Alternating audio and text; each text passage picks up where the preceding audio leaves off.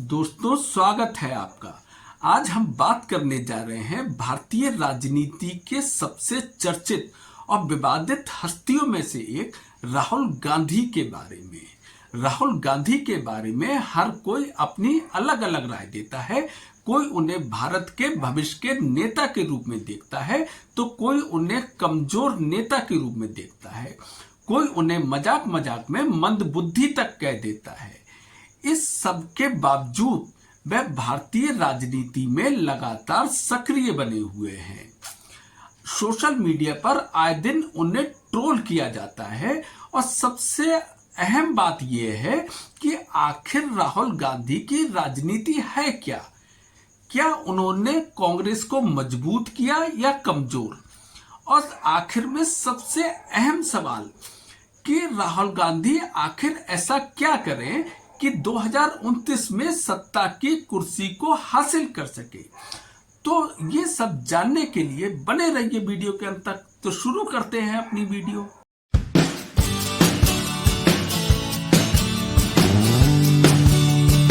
दोस्तों, राहुल गांधी को जानने से पहले हमें उनके राजनीतिक बैकग्राउंड को जानना पड़ेगा।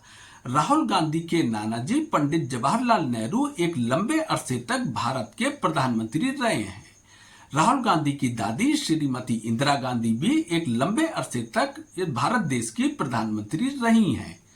राहुल गांधी के पिताजी स्वर्गीय राजीव गांधी भी भारत देश के प्रधानमंत्री रहे हैं।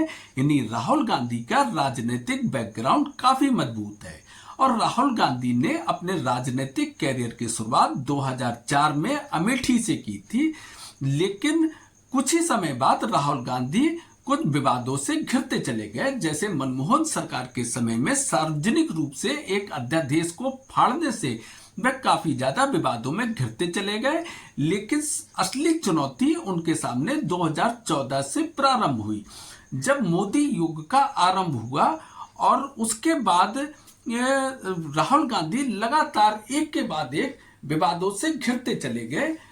यहां तक कि विपक्ष ने उन्हें एक कमजोर नेता तक साबित करना शुरू कर दिया। सोशल मीडिया पर लगातार उन्हें ट्रोल किया जाने लगा।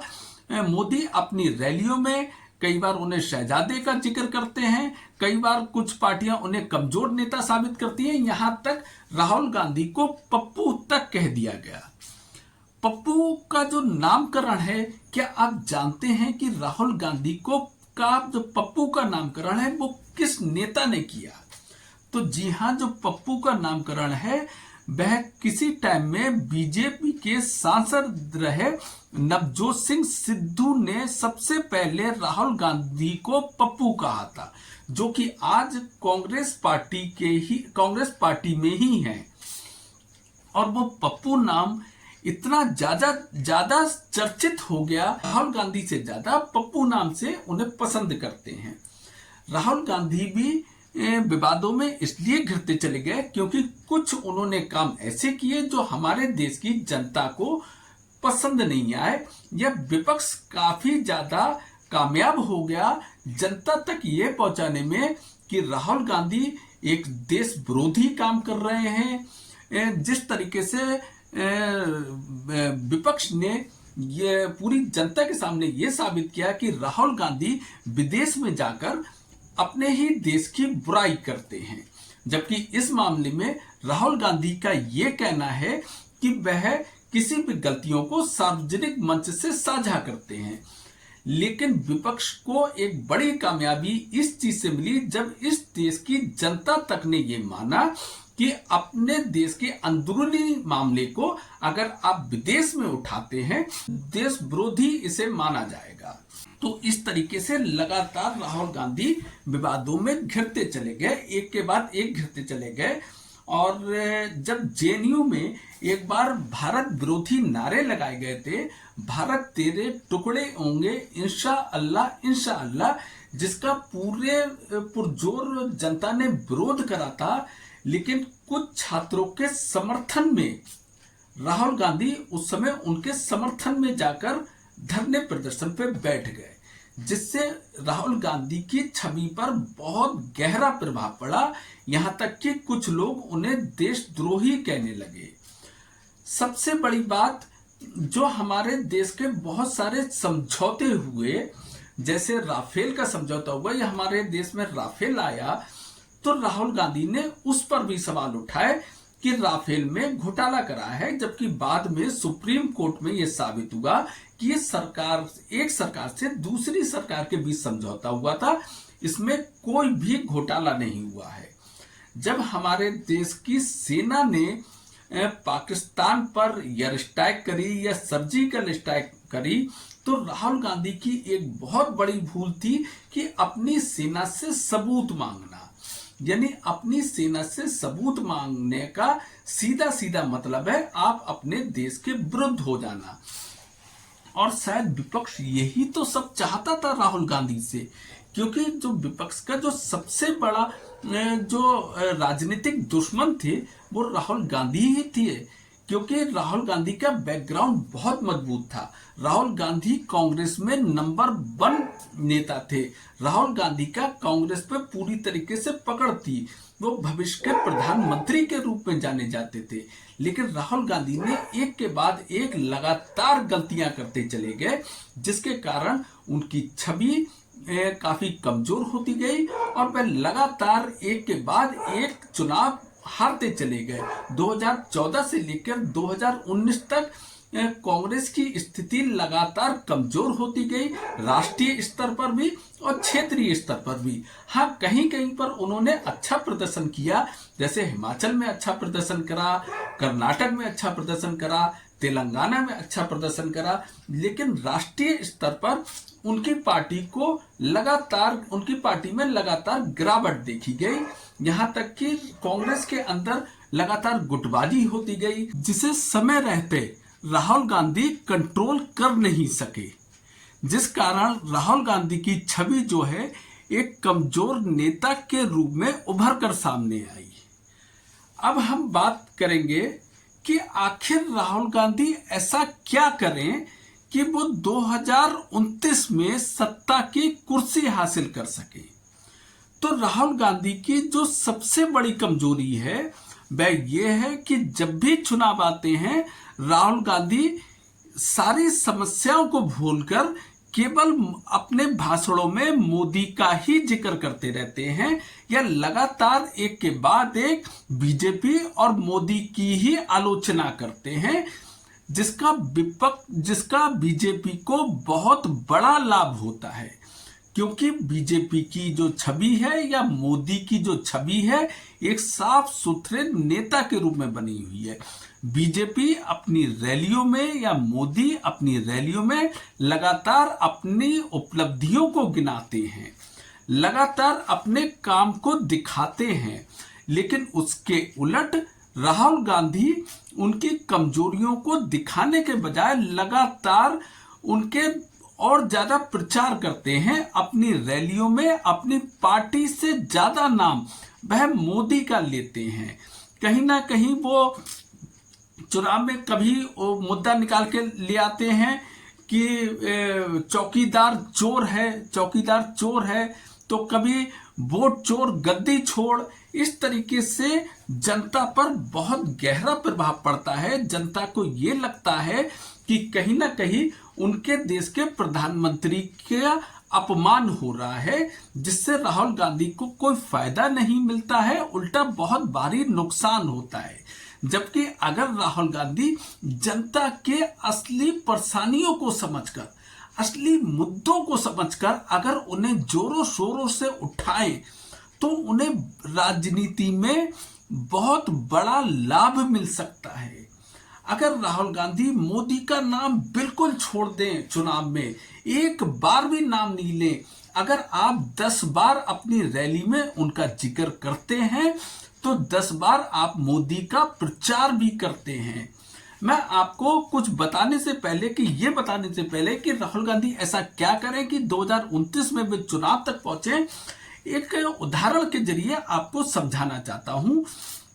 जब मैं छोटा हुआ करता था तो दूरदर्शन पर एक ऐड आया करता था ओनिडा टीवी का, जिसमें उस राक्षस के एक सींग लगे हुआ करते थे और वो आता था और अपने ही ब्रांड के टीवी को तोड़ देता था और उसके अंदर घुस जाता था। तो जितनी बार वो ऐड आता था उतनी बार चर्चा होती थी कि आखिर कंपनी ने ये क्या ऐड बनाया कि अपने ही ब्रांड के टीवी को तोड़ देता है और उसके अंदर घुस जाता है। लेकिन जब मैं बड़ा हुआ, जब मैं समझदार हुआ, तब मैंने उसकी स्ट्रेटेजी को समझा कि कितने सारे ऐड आते हैं, कितने सारे हम ऐड देखते हैं जिन्हें देखने के बाद हम भूल जाते हैं। लेकिन वो ऐड जितनी बार आता है उतनी बार हमें सोचने में मजबूर करता है, उतनी बार हम उसकी चर्चा करते हैं। यानी कंपनी का मोटिव था कि आप उसके ब्रांड के नाम को पहचाने। जब आप मार्केट में जाएं तो उसकी कंपनी का नाम अननोन ना हो। आप चाहे किसी भी तरीके से, चाहे आप सही तरीके से, गलत तरीके से, आप उसकी चर्चा करें, आप उसका नाम जाने। यानी उसका ऐड बनाने का पर्पस ही यही था कि जब वो ऐड खत्म हो तो आप उसके बारे में सोचें, आप उसके बारे में बात करें। इसी के अलावा एक अभी ऐड आता था फॉग का, वो इतना ज्यादा फेमस हुआ, लोग आपस में कहते थे और भाई आजकल क्या चल रहा है, तो लोग कहते कुछ नहीं यार, फॉग चल रहा है। यदि आप सोचें, जो कंपनी ने ऐड किया तो किया, लोग आपस में बात करके उसका ऐड करने लगे। बहुत सारे ऐड ऐसे आते हैं जो हम देखते हैं और हम भूल जाते हैं, हमें समझ में नहीं आता कि ये कौन सा ब्रांड था या क्या था, या अभी हमने देखा थोड़ी देर बाद हम भूल जाते हैं, हमें याद भी नहीं रहता है। जब हम मार्केट में जाते हैं, जब हमें याद ही नहीं रहा तो वो ब्रांड हमारे लिए कहाँ रहा। ब्रांड का मतलब क्या होता है, जब हम मार्केट में जाते हैं तो वो हमारे लिए प्रोडक्ट नोन हो, जिसे हम जानते हो, जिसका टीवी ऐड हमारे दिमाग में घुसा हुआ हो, उसी को तो ऐड कहते हैं। ब्रांड का मतलब यही है जिससे हम नोन हो। नॉन ब्रांड से मतलब वो होता है जिसके बारे में हम परिचित नहीं है, जिसका नाम हमने पहली बार सुना है, जिसके बारे में हम कहीं से भी नहीं जानते। यानी आपने खुद मोदी को एक बहुत बड़ा ब्रांड बना दिया। अपनी हर रैली में अपनी पार्टी से ज्यादा मोदी का नाम नाम नाम लेके, चाहे उसकी अच्छाई करो या बुराई करो, अगर आप बार बार उसी का नाम लोगे तो आप खुद उसका प्रचार कर रहे हो, लोगों को खुद सोचने में मजबूर कर रहे हो, लोगों को, जनता को खुद गुस्सा दिला रहे हो। आप गुस्सा मत दिलाओ, आप उनकी समस्याओं को टटोलो। आप बेरोजगारी में बात करो, बहुत सारे लोग बेरोजगारी से परेशान हैं। भ्रष्टाचार की बात करो, बहुत सारे लोग सरकारी दफ्तरों में जाते हैं, किस तरीके से भ्रष्टाचार के ऊपर जूझते हैं। आप शिक्षा में सुधार के बारे में बात करो। आप जो छोटी छोटी समस्याएं हैं, बिजली की समस्या को उठाओ, पानी की समस्या को उठाओ, इंफ्रास्ट्रक्चर की समस्या को उठाओ। आप उस क्षेत्र की जो लोकल समस्या हो उसको, ये तो सब उठाओ, उसको उसमें ऐड करो। जैसे किसी शहर की समस्या में मान लीजिए कुछ टाइम पहले बलात्कार हुआ है जो टीवी में काफी चर्चित रहा, आपको इस समस्या के साथ साथ उसमें वो ऐड कर देना है। मान लीजिए किसी क्षेत्र में किसी प्रकार के दंगे हुए हैं, आपको वो उसमें ऐड कर देना। आपको कहीं मंदिर में जाने की जरूरत नहीं है, कहीं मस्जिद में जाने की जरूरत नहीं है, आपको उस पे बार करना है जो समस्या है, जो जनता जिन चीज से त्रस्त है, आपको उसके सपने दिखाना है। आपको उन्हें लगना चाहिए कि यही तो मैं चाहता था, मैं इसी चीज से तो परेशान था। ये एक नेता है जो हमारी बात कर रहा है, जो हमारे लिए खड़े होने की कोशिश कर रहा है। अगर आप लगातार मोदी का ही नाम लेते रहोगे तो मोदी का आप कैसे सामना करोगे, मोदी को आप कैसे हरा पाओगे। एक वो तो ब्रांड बनी गया है, आप उसे और बड़ा ब्रांड बना रहे हो। आप अपनी रैली में एक बार भी जिक्र मत करना मोदी का, अपनी पार्टी से कह देना कि बिल्कुल जिक्र मत करना, ना बीजेपी का नाम लेना, ना मोदी का नाम लेना, ना उसे गालियां बकना, ना उसका कुछ कहना। आप केवल जो लोगों की समस्याएं हैं उन्हें इतना बड़ा बना दो, महंगाई को इतना बड़ा बना दो, लोगों की गरीबी जो है उससे उबरने के लिए अब प्लान बताओ कि हम आपको कैसे ऊपर उठाएं, क्या करें। जनता से ही सवाल पूछो कि मैं आपको गरीबी से ऊपर उठाना चाहता हूं, मैं इस देश से गरीबी को भगाना चाहता हूं। आपकी दादी ने जब इमरजेंसी लगाई थी तो उनके वो भी अपना चुनाव हार गई थी, लेकिन जब उसके बाद जब इमरजेंसी के बाद जो इलेक्शन हुआ था उसमें वो हारी थी, और उसके तुरंत बाद जब इलेक्शन हुआ था तो उन्होंने जनता दल का नाम बिना लिए केवल एक नारा दिया, गरीबी हटाओ। और उस गरीबी हटाओ ने इतना बड़ा रोल निभाया दोबारा से इंदिरा गांधी की वापसी में। लोग सब भूल गए कि इमरजेंसी के दौरान उन पे कितना अत्याचार हुआ था, उनको कौन कौन से अधिकार छीने गए थे, इंदिरा गांधी ने कितना जुर्म किया था, सब भूल गए। लोग उस सपने में खो गए, गरीबी हटाओ, क्योंकि गरीबी से सब लगभग त्रस्त थे। तो उन्होंने जनता दल का प्रचार नहीं करा, उन्होंने वो सपने दिखाए, वो चीज पैदा करी लोग के अंदर वोट देने के लिए। तो आप वो पैदा करो। आप अपनी सेना की कभी बुराई मत करना। अगर आपने जिस दिन सेना की बुराई करी, जनता आपके विरुद्ध हो जाएगी, क्योंकि जनता के मन में सेना के प्रति बहुत आदर होता है। कभी उनसे सबूत मत मांगना। कभी जो समझौते होते हैं राष्ट्रीय स्तर पर, जो जैसे राफेल हो गया, ये इस चीजों को कभी मत उठाओ। चुनाव आयोग पर आप सवाल उठा रहे हो, कहीं ना कहीं जो पढ़े लिखे लोग हैं, स्वतंत्र संस्थाएं हैं, लोग इस चीज का बुरा मानते हैं। लोग कहते हैं कि नहीं, स्वतंत्र संस्था को क्या आप चुनौती दे रहे हो? लोगों का मन में आप अच्छी छवि नहीं डाल सकते, आप एक बुरी छवि अपनी आप की लेके जा रहे हो। आपको भले ही लगता हो कि हम पार्टी पर हमला कर रहे हैं, लेकिन जनता इन चीजों को समझ जाती है। आप जब रोजगार के मसले उठाओगे तो रोजगार से जो बेरोजगार है वो तो प्रभावित होगा ही होगा। संग में उसका पिता जो अपने बच्चे को रोजगार दिलाना चाहता है, वो माता जो अपने बच्चे को रोजगार दिलाना चाहती है, जो बहन अपने भाई को रोजगार के लिए तड़पता वो देखती है, एक पूरी फैमिली पर फर्क पड़ेगा। अब भ्रष्टाचार, हर व्यक्ति कहीं ना कहीं भ्रष्टाचार का शिकार हुआ ही हुआ होता है। आप भ्रष्टाचार का मुद्दा उठाओ, लोगों को लगेगा कि हाँ, मैं उस विभाग में गया था, मेरे संग में कितना भ्रष्टाचार हुआ था, और देखो आज वो व्यक्ति उस भ्रष्टाचार के ऊपर सवाल उठा रहा है। आप महंगाई का मुद्दा उठाओ, कहीं ना कहीं लोग महंगाई से त्रस्त हैं, आप महंगाई का मुद्दा उठाओ। मतलब ऐसे मुद्दे उठाओ जो लोगों के दिल को छू जाए, उस जगह की लोकल समस्याओं को उसमें ऐड कर दो। कहीं से कहीं तक आप विपक्षी पार्टी, मोदी, आप जिक्र भी मत करो। आप एक बार नाम लेने का मतलब है, यानी आपने अपने चुनावी रैली में एक बार उसका ऐड चला दिया। एक बार ऐड चलाने का मतलब है लोगों को फिर से रिमाइंड हुआ उसका नाम, आप भूल जाओ। यानी वो तो अपना ऐड कर ही रहे हैं, आप उनका ऐड मत करो। आपको जरूरत नहीं है उनका ऐड करने की, जरूरत है आप चुनाव के समय में अगर मंदिर मस्जिद जाओगे तो ये विपक्ष को एक मुद्दा मिलेगा कहने का कि देखो ये राजनीति के समय ये कर रहा है, आपको करना है जब वोट नहीं, जब इलेक्शन नहीं हो तब आप चाहे मंदिर जाओ, मस्जिद जाओ, जो जाओ करो। देखो बेरोजगारी से, चाहे वो हिंदू हो, चाहे मुस्लिम हो, चाहे सिख हो, चाहे ईसाई हो, चाहे जैन हो, कोई भी हो, सब परेशान है। भ्रष्टाचार से चाहे कोई भी कम्युनिटी हो, सब परेशान है। महंगाई से सब परेशान है।